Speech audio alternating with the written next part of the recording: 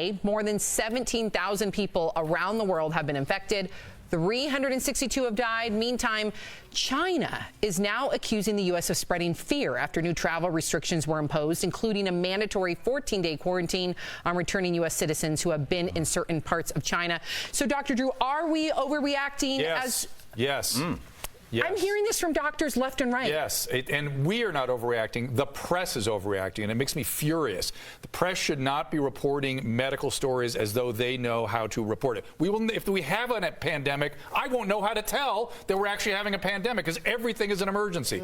People that are infectious disease specialists, the CDC, the epidemiologists, need to take this very seriously. The press needs to shut up because you're more likely to die of influenza right now. That's what doctors are saying. However, I'm not trying to go against you, but I have a question. It is now beat SARS in terms of fatalities, 362, and they're saying but its fatality rate is still lower. But they're saying it spreads fast. It's a mild illness. It spreads all over the place, and it's only out of these 17,000 documented infected. I bet there's hundreds of thousands of cases, 300 deaths. Okay. And always in immunocompromised people, always in people that are at risk for these sorts of things if they get a severe viral respiratory infection, whether it's flu or corona or whatever. All of these can hurt people who are compromised. They can. The rest of us need to wash our hands carefully, get our influenza vaccines, listen to the CDC. If there's a problem, they will let us know. The CDC made it very clear that 5,000 people just in the last 2 weeks have died from the flu here in America alone. Why are we panicked about that? Three people died on the streets of Los Angeles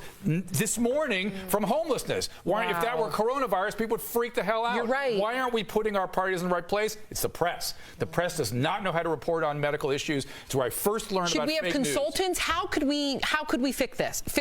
When Anthony Fauci, who's one of the leaders in infectious disease, gets on a national news broadcast and goes, "Don't worry about it. Stop worrying about it." Good to know. And then if there's some data where he says we need to worry about it, then you report on it. Otherwise, shut up. Get your flu vaccine. We talked about this briefly when we were walking in my car, and it was really great to get your opinion on this. You were talking about the car last night? Yeah. You want to talk about this? Well, you know, people always say we want to get money out of politics, but I always say, well, what about getting money out of clickbait?